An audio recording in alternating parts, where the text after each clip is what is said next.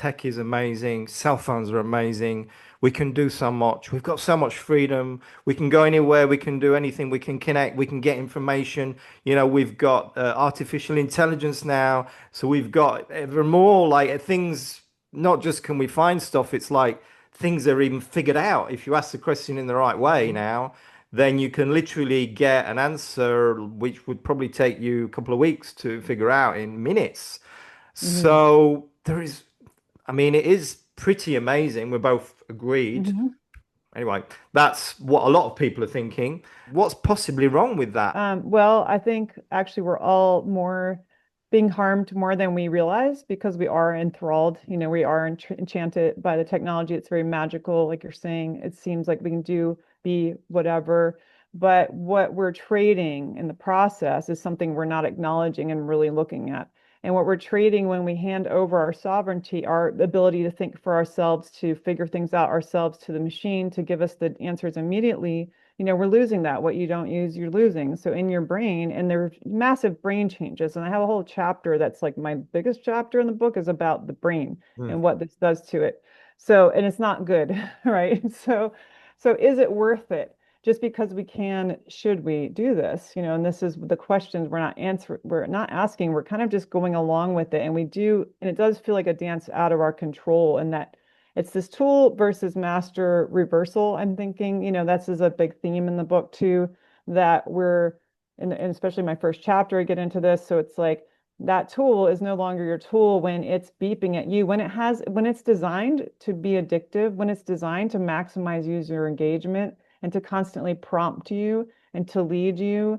It's no longer you in charge of it, right? And this is Yes. going to obviously have a lot of effects that, again, we're not looking at. And my point is to try to to show this. And all of us are affected to some degree. There are the extreme examples, but I didn't even know how addicted I was until I had to give up my cell phone, my smartphone use, 10 years ago because of having been injured by the, radiation, by the microwave exposures. And because of that injury and causing me to be like what they're calling hyperreactive, hypersensitive, I had to put it away. And then it was only then that I could see how it had been influencing me and how I was dancing in these red shoes. I just didn't know. And I think that one of the solutions I get into are really about how to step back and see this. And really you're going Hmm. to have to like start disengaging and make a habit of that, put boundaries on it. But I also want to look at the big picture, and I do in the book, of how our technology is created, who's creating it, what's their intention, what's it doing to our environment? Hmm. Is it really so convenient? I mean, it Because of the sounds like deliberate it. intention to harm, is that what you're saying? Yeah, there's deliberate intention to harm.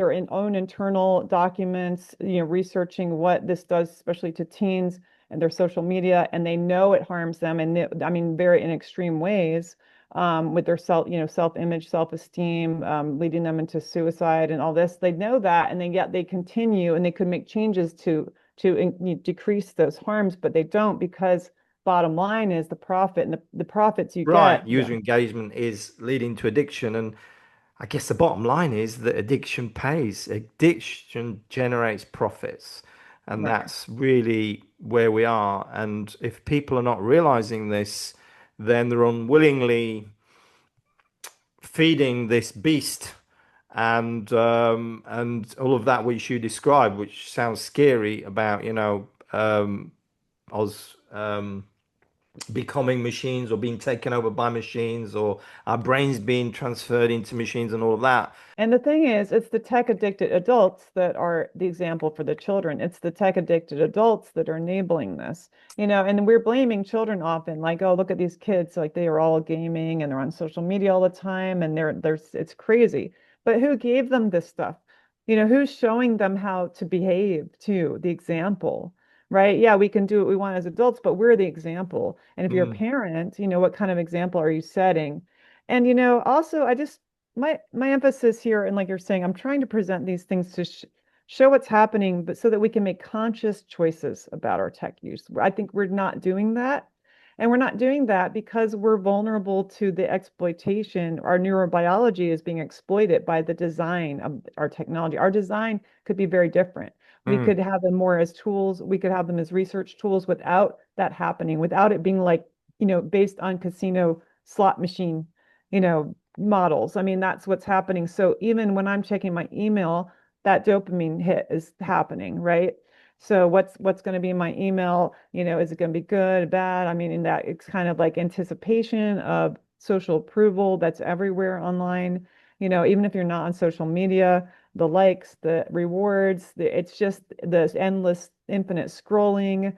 And when you're shopping, when you're paying your bills, everything is designed this way. The use of colors, the use of sound, it's very well researched and designed. These are the same people that have been trying to sell us other products and marketing and mm. advertising, for so long. And the way that commercials are designed, the way that media is designed, and it is to entrap us. And so, do you want to, and knowing that and seeing that, hopefully will get people a little bit like resentful. Hey, I don't want to be manipulated. I didn't know I was being manipulated. What's it doing to me? How much time is it taking? How much time is it taking away from me, my ability to do things I really want to do? Am I living the life that I wanted to live? Am I fulfilled? Am I happier? Am I healthier? Am I wealthier? Is this technology doing this for me? And the interesting thing is as much as we see the harms technology is causing as we see them, we still look to technology to save us from that harm, the problem it's created. But I also think it's so important to understand the environmental impact, which is totally hidden from us. The actual mining, the human rights violations, exploitation when it comes to the mines, to the manufacturing, to, I mean, the How it pollution. could be even well, how it almost Yeah, certainly is contributing to global warming. But there is research to support this. That of course, I sure. mean, just think about what it is. All of this, it's radiation.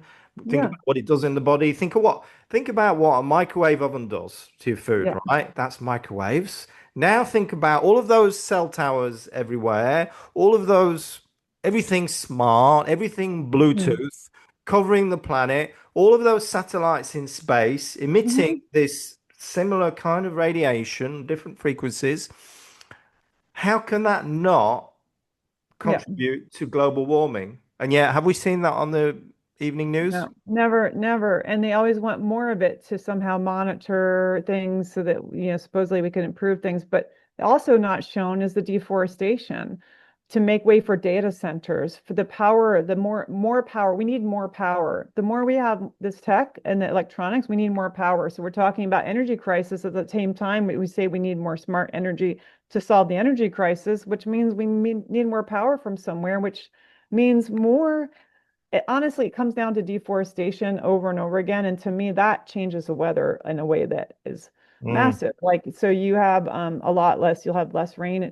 You're causing desertification when you do that. So you're going to change weather patterns in a, mm. probably not a good way. And so in wind turbines, all the so-called green energies have do not create the power that they're saying. They're very inefficient. They create a lot of waste. It means more mining, more resources, more exploitation. So we're just in this dance that's out of control of like more and more and more, gimme, gimme, gimme, faster, faster, We're all faster. driving it.